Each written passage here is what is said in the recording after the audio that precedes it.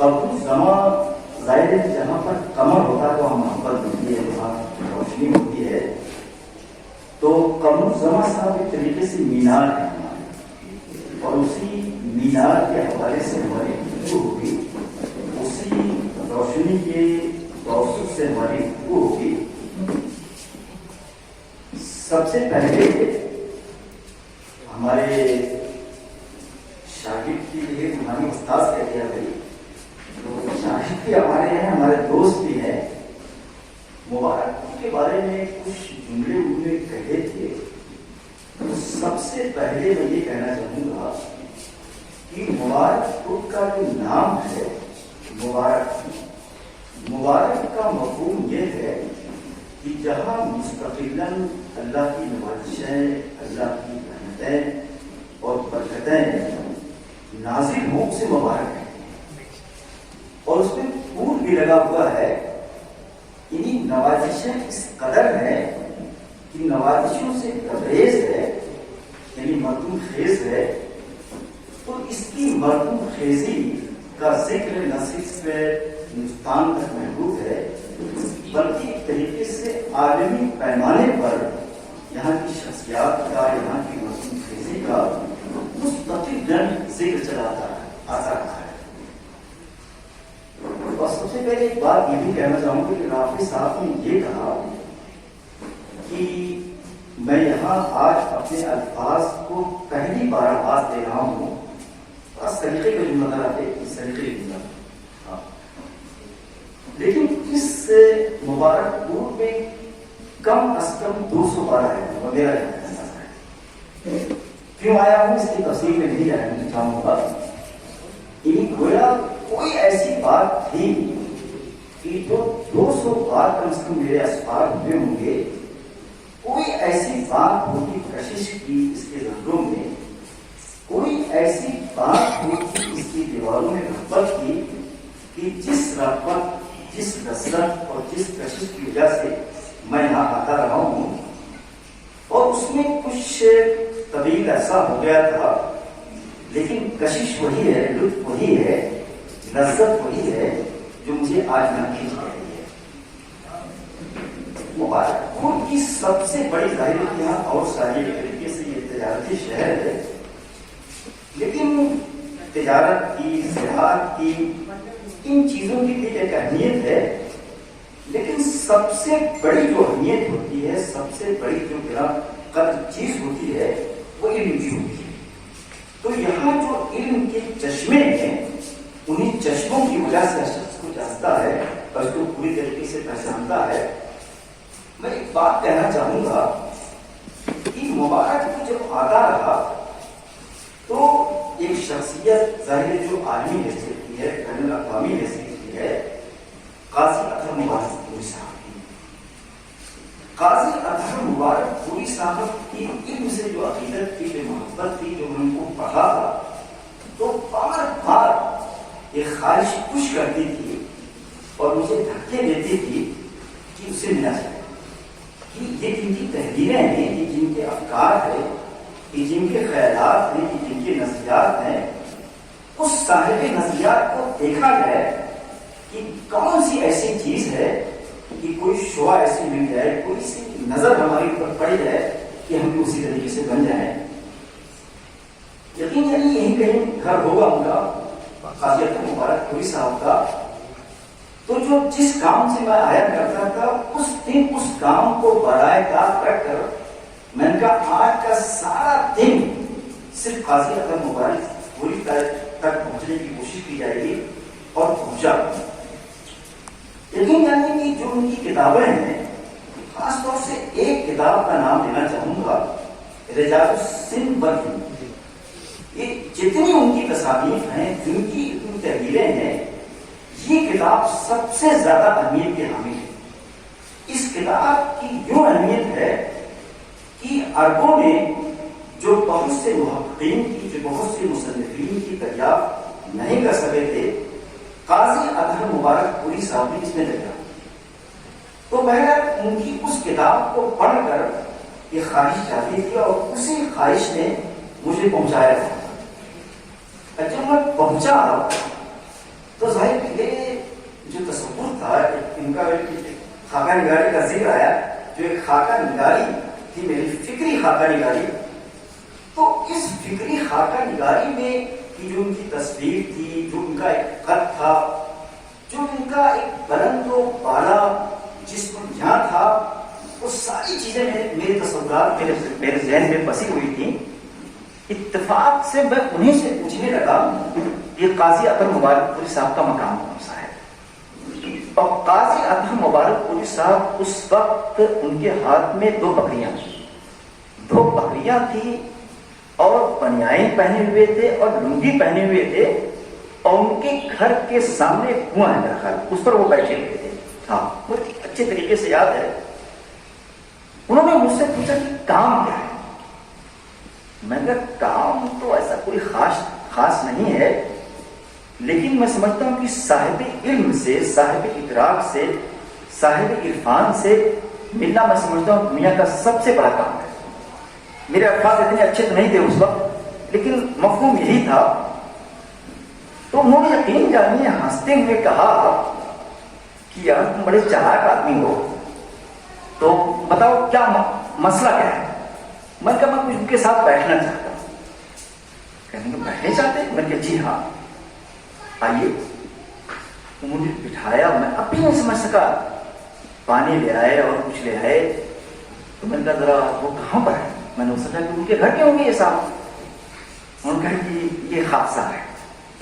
یقین جانیے کہ وہ تصور، وہ فکری خاکہ نگاری جو میرے ذہن میں موجود تھی، وہ مجھے بہت بونی نظر آنے لگی.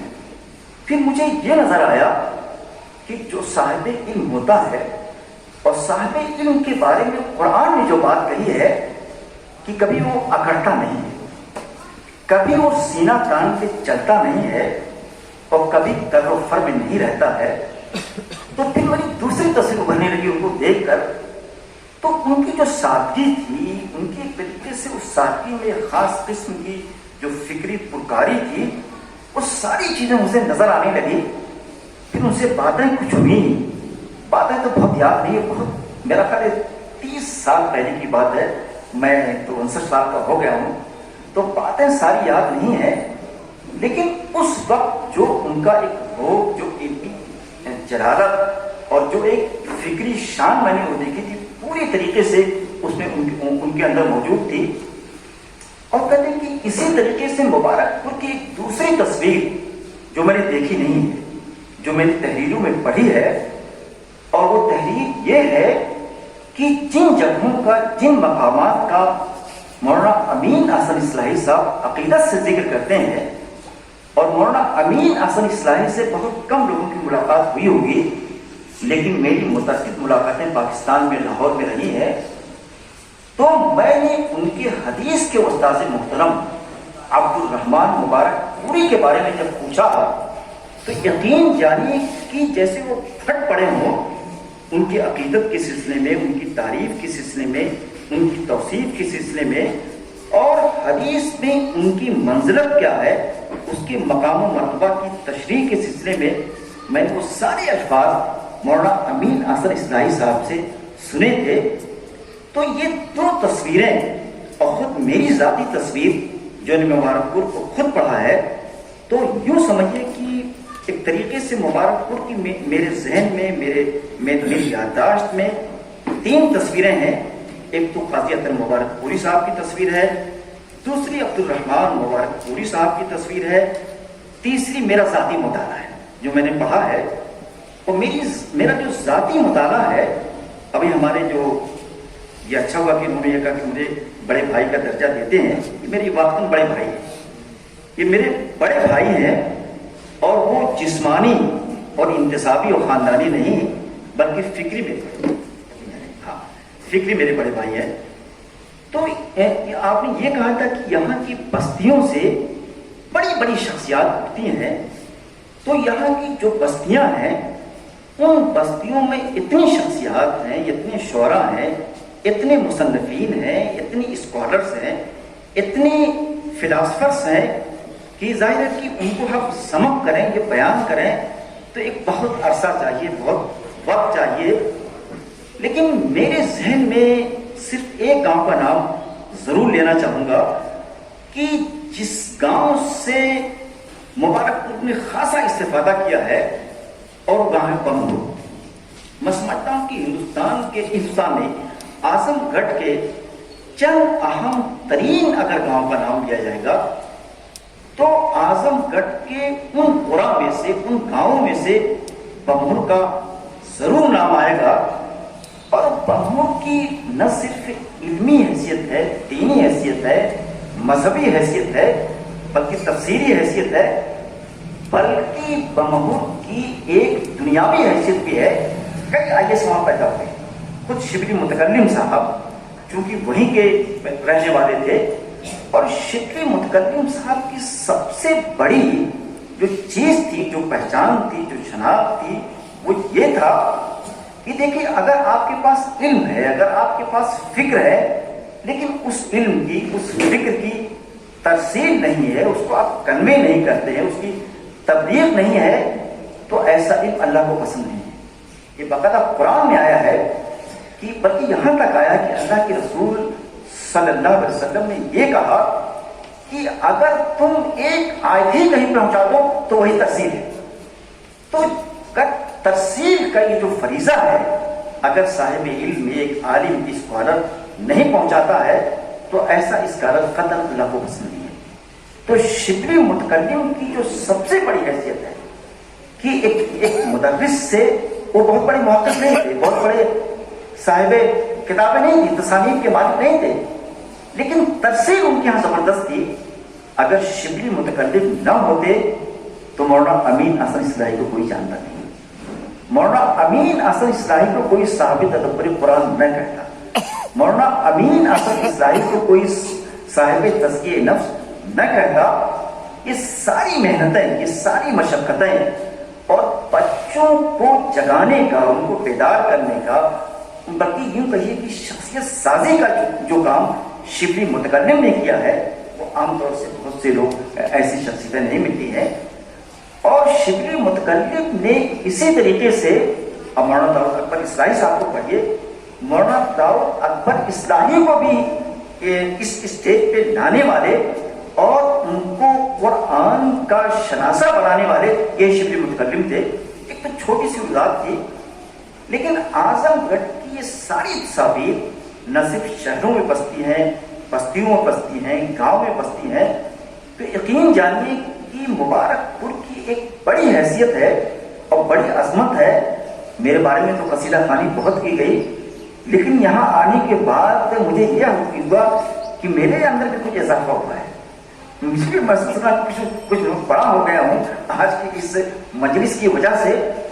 اور جناب ایک بات جو میں آج کرنا چاہتا ہوں، مجھے کوئی موضوع دیا نہیں گیا ہے، کوئی ٹاپک نہیں دیا گیا ہے، لیکن ایک بات کہنا چاہتا ہوں، خاص طور سے میری جو الفاظ ہے، میری جو التماس ہے، درخواست ہے، یہ آنسو کے ساتھ ہے، یہ آنسو کے ساتھ ہے۔ دیکھیں ہندی زبان سے ہم محبت کرتے ہیں، ہماری راشٹر بھاشا ہے، ملک ہماری زبان ہے، ہماری نیشنل زبان ہے، لیکن نیشنل زبان خود یہ کہتی ہے، ہماری حکومت خود یہ کہتی ہے کہ ہندوستان کی جتنی زبانیں ہیں ان کو پنپنے کے، ان کو پھیلنے کے مواقع دیے جائیں، تو ہندی کی جتنی بھی تعریف کی جائے کم ہے۔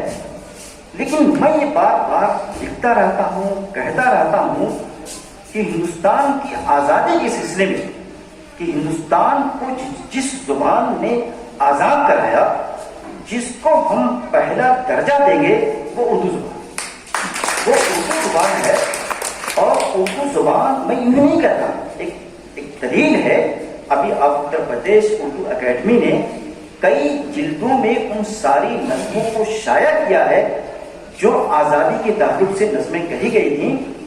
تو ان نظموں کو دیکھا جائے تو ان نظموں نے جنگ آزادی کے لیے جو جذبات پیدا کیے، جو احساسات پیدا کیے، جو عزم پیدا کیا، وہ اسی زبان نے پیدا کیا تھا۔ ہندوستان کی کوئی ایسی زبان ہے ہی نہیں ہے کہ جو آزادی کے تعلق سے اردو کے روبرو لایا جا سکے، اردو کے بالمقابل اس کو کھڑا کیا جا سکے۔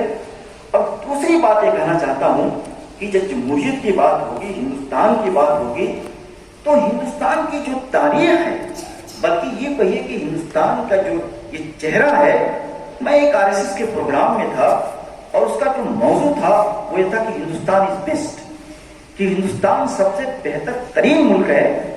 ظاہر ہے کہ وہ مکس گیدرنگ تھی اور اس میں RSS کے لوگ تھے، بہت سے سارے لوگ تھے، سب لوگ اپنی اپنی باتیں کہہ رہے تھے، لیکن میں نے جب اپنی بات شروع کیا تو ایک تو کئی نظموں کا دیکھنا ہے کتنا طاقت بازوے کیا ہے قاتل میں ہے، ایک تو یہ نظم، اور اس کے علاوہ میں نے یہ کہا کہ ہندوستان کی تصویر کو، ہندوستان کے خاکے کو، ہندوستان کی علمی تصاویر کو دیکھنے کے لیے جو سب سے بڑی کتاب لکھی گئی ہے، نہ وہ ہندی میں ہے، نہ وہ سنسکرت میں ہے، نہ اردو میں ہے، وہ کتاب الہند ہے بیرونی کی، اور کتاب الہند کے مختلف ابواب، مختلف اس کی بحثیں اردو میں آ چکی ہیں۔ تو ایک طریقے سے سنسکرت کے مقابلے میں اردو نے جس طریقے سے اس ملک کو سینچا ہے، اس کو شاداب کیا ہے، تو اس اردو کے ساتھ جس طریقے کا برتاؤ ہماری حکومت کا ہے، میں اس برتاؤ پہ نہ کہہ کر ہمارا جو برتاؤ ہے اردو کے ساتھ، ہمارا جو سلوک ہے اردو کے ساتھ، میں سمجھتا ہوں وہ بہت ہی نابودہ دہ ہے، وہ بہت ہی تکلیف دہ ہے۔ لیکن ہندوستان کے جو سارے اردو کی انجمنیں ہیں، اردو کے جو مختلف مکاتب فکر ہیں، لکھنؤ ہے، دلی ہے، حیدرآباد ہے، ان سارے مکاتب کو لے لیجیے، ابھی اس پر گفتگو اگر کسی نے کی ہے تو اقبال سہیل نے کی ہے، اس میں اپنے مضامین میں ایک مضمون میں کیا ہے اردو ادب کے حوالے سے گفتگو کرتے ہوئے، اور انہوں نے یہ لکھا ہے کہ اعظم گڑھ کی شخصیات نے، اعظم گڑھ کے محققین نے اردو کی جس طریقے سے خدمت کی ہے، خود ایک طریقے سے یہ مکتب فکر ہے، جس طریقے سے سارے دبستان ہیں، انہی دبستانوں میں اردو کے ایک بہت معتبر قسم کا، ایک بہت ہی محقق قسم کا دبستان اعظم گڑھ ہے۔ دیکھیے، اور لیکن اردو کو، ابھی میں جونپور گیا تھا کل پرسوں، وہاں تو مجھے کچھ اردو نظر آ رہی تھی، بورڈ بھی نظر آ رہے تھے، مکھانوں کے نام بھی اردو میں نظر آ رہے تھے جونپور میں، لیکن اردو یہاں جتنی تیزی سے ہماری نظروں سے اوجھل ہو رہی ہے وہ بہت ہی باعث تکلیف ہے۔ اچھا، دوسرے اردو دائرے کے لوگ، ایک طبقہ ایسا بھی ہے جو یہ کہتا ہے کہ اردو ہماری زبان ہے۔ میں تو یہ کہنا چاہتا ہوں کہ ملت اسلامیہ کی جتنی چیزیں ہیں اس میں سب کا حق ہے۔ قرآن سب کی کتاب ہو گئی، قرآن صرف مسلمانوں کی کتاب نہیں ہے، اور اللہ کے رسول صلی اللہ علیہ وسلم صرف ہمارے نبی و رسول نہیں ہیں، سب کے وہ رسول ہیں۔ تو دنیا کی ساری قومیں اپنے خطوں کو بانٹ سکتی ہیں، اپنی چیزوں کو اپنے قبضے میں کر سکتی ہیں، لیکن ملت اسلامیہ نے کبھی تقسیم کی بات نہیں کی ہے، کبھی تفریق کی بات نہیں کی ہے۔ اس کا جتنا بھی سرمایہ ہے، چاہے وہ دینی سرمایہ ہو، چاہے وہ دنیاوی سرمایہ ہو، ہمارے سرمایہ میں، ہمارے حصوں میں دنیا کے تمام لوگوں کا حصہ ہے۔ یہ قرآن کہتا ہے، اللہ کے رسول صلی اللہ علیہ وسلم کہتے ہیں۔ تو میری یہ درخواست ہے کہ اردو کو بچانے کی کوشش کی جائے، اردو کی جڑوں میں پانی ڈالنے کی کوشش کی جائے، اس کی شادابی کی شکلیں اور تدابیر اختیار کی جائیں۔ اگر ایسا اختیار نہ کیا گیا تو میں پورے یقین کے ساتھ، پورے عزم کے ساتھ یہ بات کہنا چاہوں گا کہ اردو کے جانے کی وجہ سے، اردو کے انحطاط اور زوال کی وجہ سے جس قدر ہندوستان کا نقصان ہوگا وہ کسی کو نہیں ہوگا، اور ہندوستان کے بعد اگر کسی کا فکری نقصان ہوگا، کسی کا علمی نقصان ہوگا، کسی کا دینی نقصان ہوگا تو ہم اور آپ ہیں۔ عربی زبان کے بعد سب سے بڑھ کے عربی میں بھی بعض وہ کتابیں اس پائے کی نہیں ہوتی جو اردو میں لکھی گئی ہیں، تو عربی کے بعد دینیات کے حوالے سے، قرآنیات کے حوالے سے، فقہ کے حوالے سے، جتنے بھی حوالے ہو سکتے ہیں، تہذیب کے حوالے سے، ان سارے حوالوں کے لحاظ سے اردو میں اتنا بڑا تحقیقی سرمایہ ہے کہ اگر اس سرمایہ کو ہم نے فراموش کر دیا ایک طریقے سے اپنی تحریر کو، اپنی تہذیب کو ہم نے فراموش کر دیا. اردو کی بہت سی تاریخ لکھی گئی ہے، لیکن ان تمام تاریخوں میں اس پہلو کو، اس زاویے کو ابھارنے کی کوشش نہیں کی گئی ہے کہ کس طریقے سے اردو کو بنیاد میں سیکھنا ہے، کس طریقے سے تفاسیر کے ذریعے، تراجم قرآن کے ذریعے یا بہت سی دیگر چیزوں کے ذریعے، اسلامی لٹریچر کے ذریعے جس طریقے سے اردو کو تقویت بخشی گئی ہے، اس کو استحکام بخشا گیا ہے، اس میں کسی اور ہمارے شباب بھائی ہیں شاید تھوڑی سی ان کو کبھی ہو کہ ناول کے اعتبار سے، افسانے کے اعتبار سے، خود نوشت کے حوالے سے اردو کو اتنی طاقت نہیں پہنچائی گئی ہے جتنی طاقت بنیاد نے پہنچائی ہے یا علماء کرام کے لٹریچر نے پہنچایا ہے. اور اس پہلو کو کسی مورخ، تاریخ ادب اردو کے لکھنے والے نے نہیں ابھارا ہے. اب کسی نے ابھارا ہے تو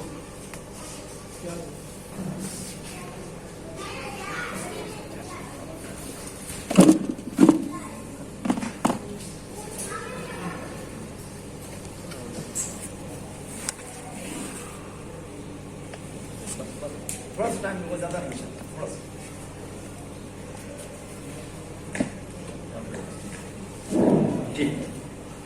لیکن شباب بھائی یہاں موجود ہیں، پڑھتے بہت زیادہ ہیں.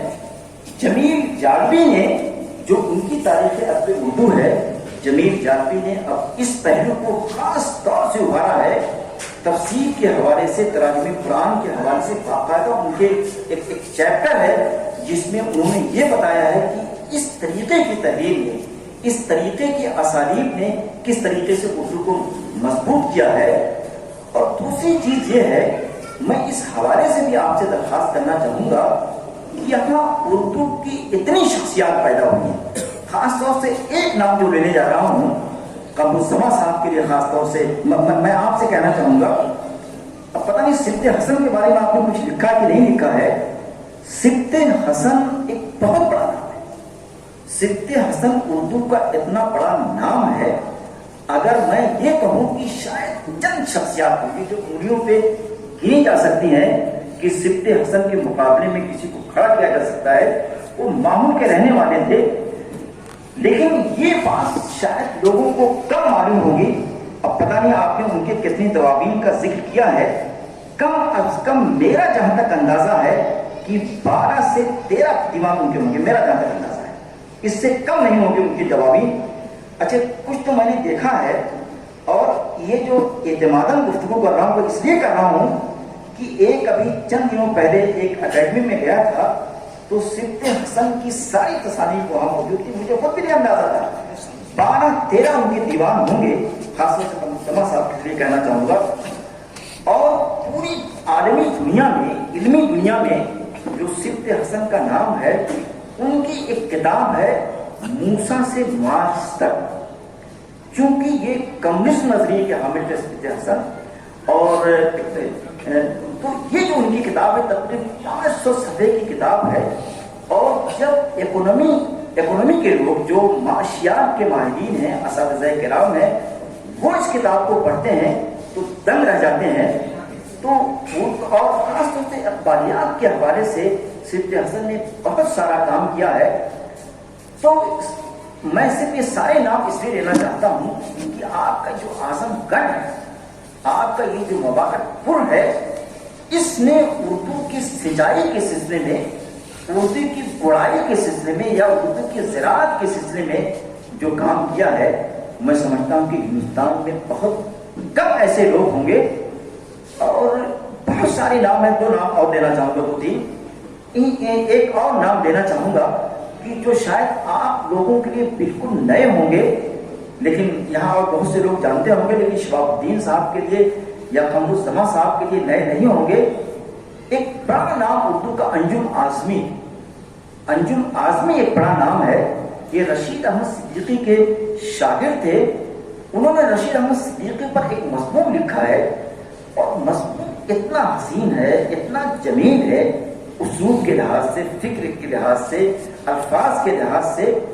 اس میں ایک بات مجھے اب تک یاد ہے کہ اپنے استاذ کے بارے میں انجم اعظمی نے یہ لکھا ہے، جب کبھی اندھیرا ہوتا ہے، چاہے وہ دنیاوی اندھیرا ہو یا فکری اور علمی اندھیرا ہو، تو میں رشید احمد صدیقی کو یاد کرتا ہوں، رشید احمد صدیقی کا نام لیتا ہوں، تو رشید احمد صدیقی کا نام لیتے ہی ایسے علمی چراغ جلتے ہیں، ایسے علمی چراغ روشن ہوتے ہیں کہ میری وہ جو فکری گمراہی ہوتی ہے وہ ہٹ جاتی ہے اور میں صراط مستقیم پر آ جاتا ہوں۔ بڑا سلیقے کا لکھا ہے رشید احمد صدیقی کے بارے میں، وہ مضمون لکھا ہے۔ اور رشید احمد صدیقی نے بھی کئی جگہوں پر اعظم گڑھ کی تعریف کی ہے، اور آپ نے خود کہا ہے، جب کسی تقریر میں کہا تھا آپ نے کہ جب وہ اعظم گڑھ اسٹیشن پر اترتے تھے تو اکا کا اور بندروں کا بڑے سلیقے سے ذکر کرتے تھے رشید احمد صدیقی۔ تو رشید احمد صدیقی، اگر یقین جانے کہ میں کہیں اور گفتگو کروں گا تو شاید میری یہ گفتگو تعلی پر محمول کی جائے گی کہ اعظم گڑھ کا ہے، متکبر ہے، اعظم گڑھ کی قصیدہ خوانی کرتا ہے، جیسے میری قصیدہ خوانی آپ نے بھی کی ہے۔ تو دیکھیے رشید احمد صدیقی کی گاڑی جب کہیں بڑا نام ہے رشید احمد صدیقی، ظاہر ہے کہ علی گڑھ میں دو زبردست کے ظریف ظرافت نگار پیدا کیے ہیں، ایک تو مشتاق احمد یوسفی اور دوسرے رشید احمد، نمبر 1 پہ رشید احمد صدیقی، دوسرے مشتاق یوسفی۔ تو رشید احمد صدیقی کی جب قلم کبھی نہیں چلتا تھا، کبھی سن ان کو یاد نہیں آتا تھا، کبھی کسی لفظ کی تفسیر و توضیح سے قاصر ہوتے تھے تو خلیل الرحمن آدمی کو یاد کرتے تھے۔ اگر اب ایک پرچے، اس کو کہتے کہ تھوڑا سے پرزا بھیجتے تھے کاٹ کے پھاڑ کے، ایک نہیں یقین وہ خطوط سب شائع ہو گئے ہیں۔ تو دوسرے میں صرف اتنی سی بات کہنا چاہتا ہوں کہ جو اردو کے بڑے لوگ ہیں، اردو کی جو نامور شخصیات ہیں، جو مشاہیر جن کو کہا جاتا ہے، کہ ان مشاہیر کو سیکھنے میں اعظم گڑھ کی شخصیات کا اور اعظم گڑھ کا بہت بڑا رول ہے۔ علامہ شبلی کا واقعہ ایک ذکر کرنا چاہوں گا۔ علامہ شبلی سے کہا گیا کہ سر سید پر ایک مضمون لکھیے، انتقال ہو گیا تھا، تو ایک تعزیتی تحریر حسرت لکھ رہا تھا۔ تو علامہ شبلی نے سوچا کہ میں کیا لکھوں؟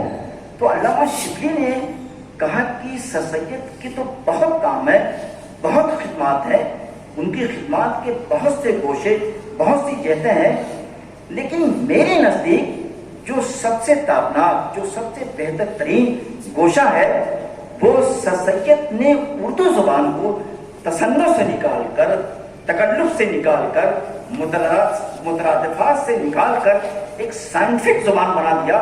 وہ سر سید کی سب سے بڑی خدمت ہے۔ تو انہوں نے لکھا کہ سر سید اور اردو لٹریچر۔ تو آپ یوں جانیے کہ سر سید کی بھی خدمات کو ابھارنے کے سلسلے میں یا سر سید کی اردو کے تعارف کے سلسلے میں شبلی کا بڑا رول ہے۔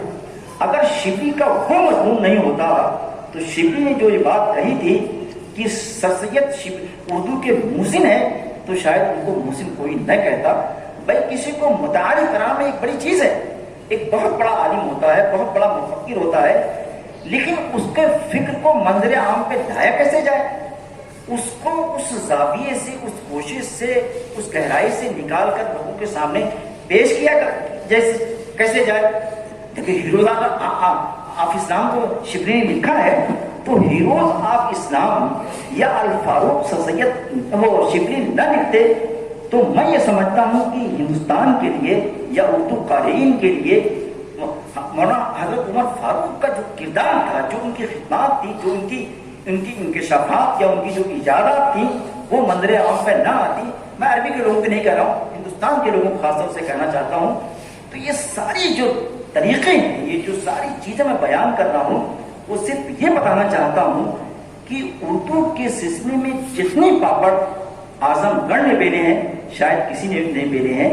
اسی طریقے سے جب میں یہ کہتا ہوں کہ سر سید کا تعاون دینے کے سلسلے میں، چاہے وہ فکری تعاون ہو یا علمی تعاون ہو، جو اعظم گڑھ سے ان کو ملا، جیسے بات میں اکثر یہ کہتا رہتا ہوں کہ جتنے طلبا یہاں سے علی گڑھ میں گئے، جب اس وقت علی گڑھ میں پڑھنا حرام کہا جاتا تھا اور یہ کہا جاتا تھا کہ سر سید ان لوگوں کو عیسائی بنانے کے لیے پڑھا رہا ہے، تو ایسے نازک دور میں، ایسے حساس دور میں सर सैयद को जिन लोगों ने वेलकम किया, जिस तरीके से वालिहाना इस्तेमाल किया, वो आजमगढ़ ने किया, किसी ने नहीं किया। और मैं एक बात और कहना चाहता हूँ कि सर सैयद जो बहुत बड़े आलिम हैं, बहुत बड़े, उनके मकारात का जिक्र अभी हुआ, उनके तहसीब का जिक्र हुआ, अगर सर सैयद गाजीपुर ना आते, या यूं कहिए कि आजमगढ़ ना आते, गाजीपुर आजमगढ़ एक ही था, तो वो जो उन्होंने इब्रानी सीखी है, जो उन्होंने तबीनुल कलाम लिखी है, जो उन्होंने खुतबात अहमदिया लिखी है, वो मैं समझता हूँ कि लिख नहीं सकते थे। और अपने असातिज़ा में, दिल्ली कॉलेज के असातिज़ा का जिक्र सर सैयद करते हैं, लेकिन अपने सारे असातिज़ा में जिसको सबसे इंपॉर्टेंस देते हैं, बहुत बड़ी अहमियत देते हैं, वो मौलाना इनायत रसूल को देते हैं। और इनायत रसूल से जो उन्होंने इस्तेफादा किया, जो उनसे उलूम हासिल किया, कहते हैं कि वो चीज़ मुझे कहीं नहीं मिली है। तो न जाने क्या क्या चीज़ें हैं। इसी तरीके से आप जो उनका उलूम था, जो उनका कॉलेज था, उस कॉलेज में आजमगढ़ के कितने असातिज़ा से आप तस्वीर नहीं कर सकते, ये सब तारीख में चीज़ें मौजूद है।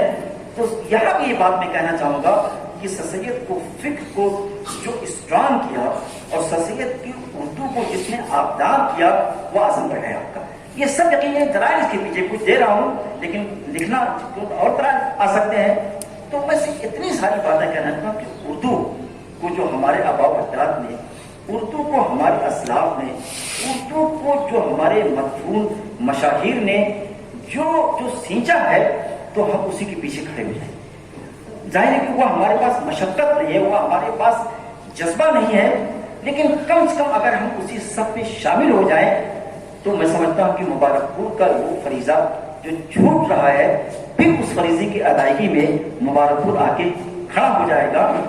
और इतने यहाँ पे नाम है, मैंने रहमान आजमी का नाम लिया, और इसी तरीके से आपको ये भी आप कह सकते हैं कि एहतशाम हुसैन भी यही के थे, एहतशाम हुसैन भी माहौल के थे।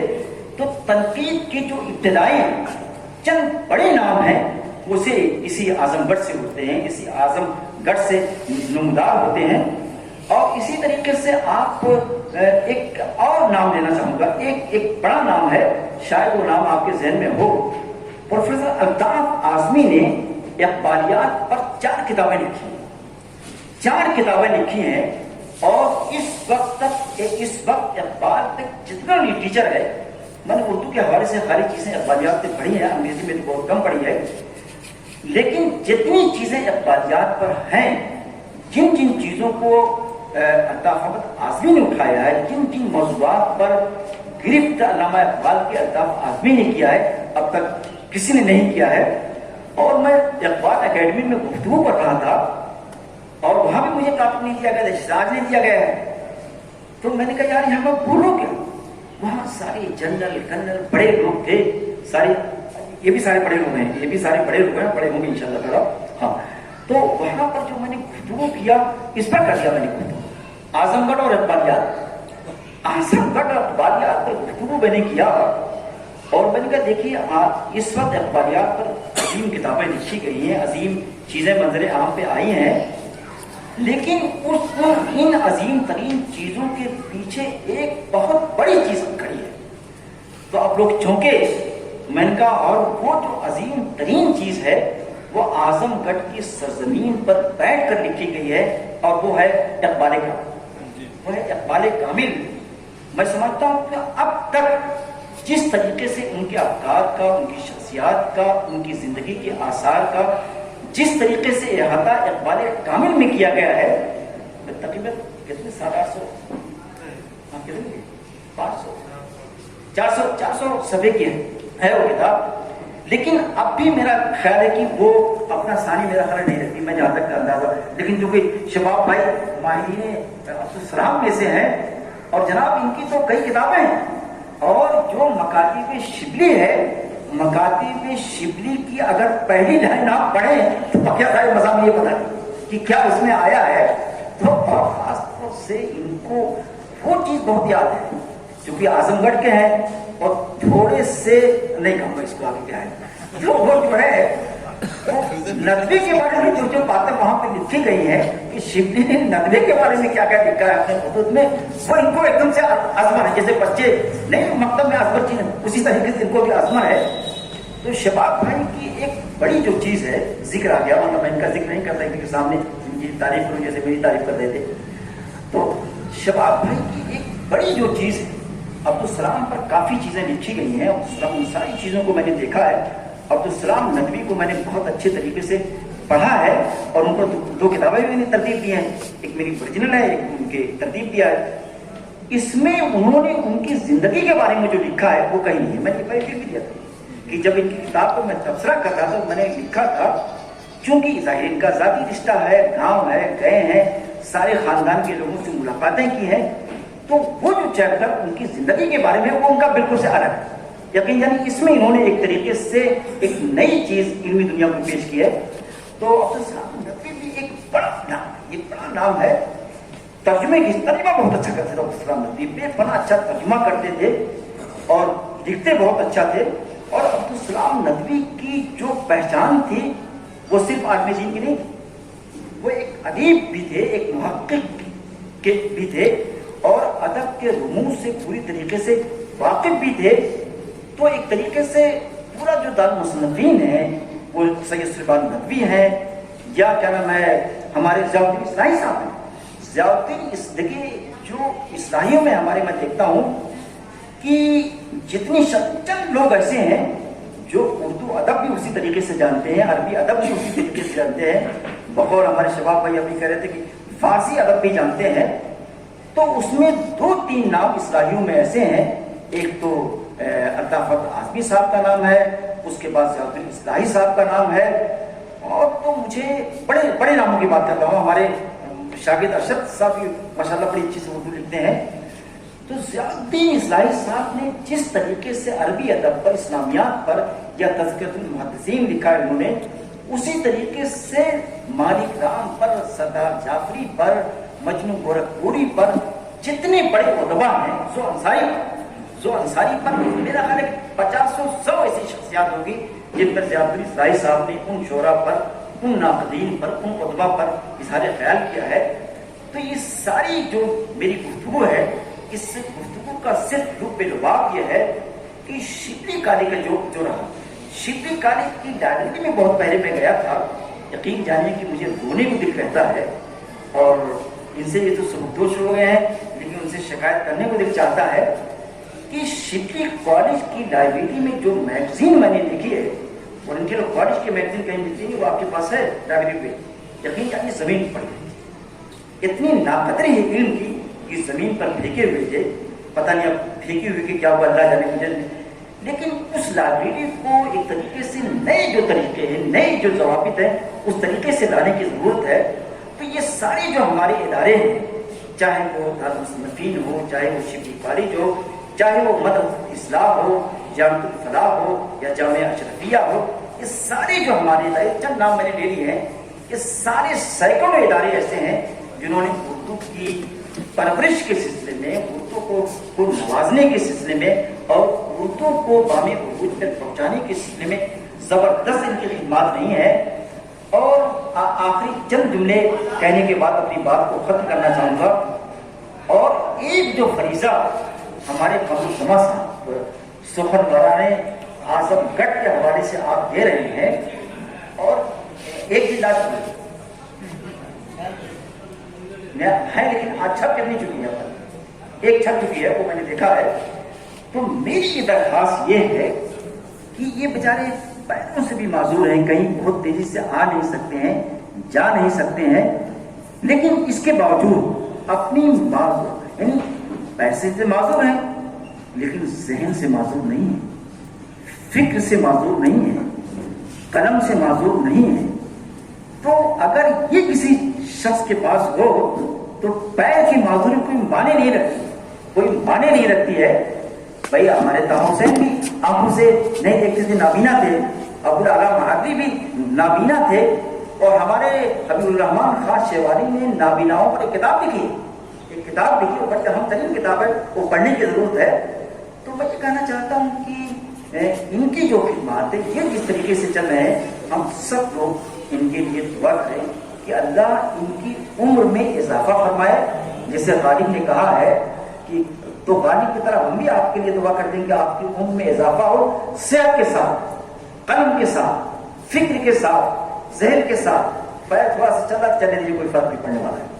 تو اللہ تعالیٰ سے دعا ہے کہ یہ اپنے سارے کام کو پائے اختتام تک پہنچا سکیں.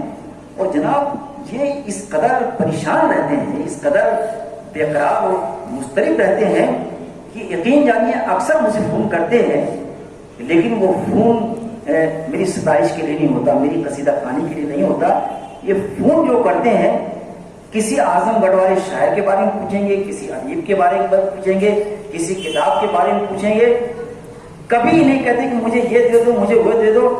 صرف ایک ہی چیز ہی مانتے ہیں.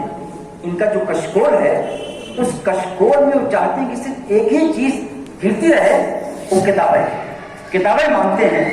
تو ظاہر ہے کہ خیر کتابیں کیا خیر جلیس کتابوں, متربی نے کہا ہے کہ جو سب سے بہتر پوچھا جائے کہ متربی سے یہ بتاؤ کہ سب سے بہترین دوست کون ہے, کون ایسا دوست ہے جو تمہیں تازگی بیٹھتا ہے, کون ایسا دوست ہے جو تمہارے اندر توانائی ڈالتا ہے, تم کو طاقتور بنا دیتا ہے. ان کا کتاب ہے. یعنی اور علماء بعد میں بھی بات کہی ہے کہ قوم کا جو فکری زوال آتا ہے, شعر مجھے یاد نہیں آتا ہے, کہتے ہیں کہ پہلے فکری زوال آتا ہے, سب جسمانی زوال آتا ہے, پھر دنیاوی زوال آتا ہے.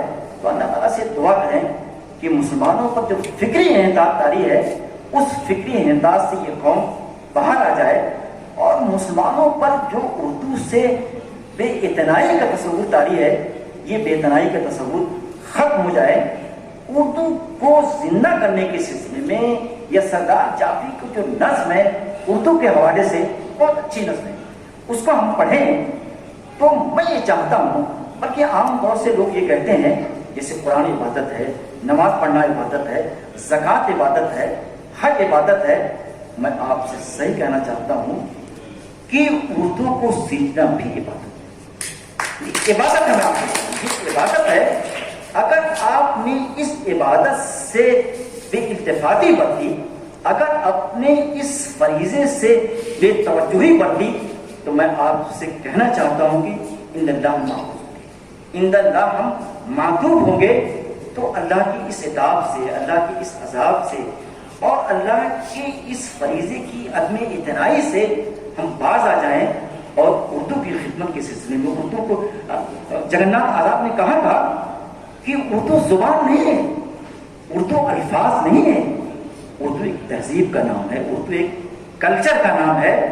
تو جناب جب کلچر بہت بڑی چیز ہوتی ہے, زبان سے بہت اہم ترین, بہت ہی عظیم ترین چیز ہوتی ہے, تو اگر کوئی شخص اپنے کلچر کو فراموش کر دے, اپنی تہذیب کو پسے پش ڈال دے, تو یقین جانیے کہ پھر دنیا اس کو پہچانتی نہیں. تو ہماری جو پہچان ہے, ہمارا جو تشخص ہے, اس تشخص کے بچانے کے سلسلے میں اگر ہم کچھ کر سکیں تو میں سمجھتا ہوں کہ عہد حاضر کی یہی سب سے بڑی عبادت ہے.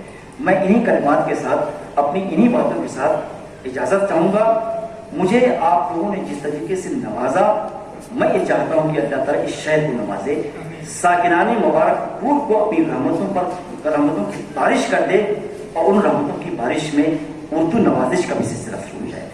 میں بہت خوش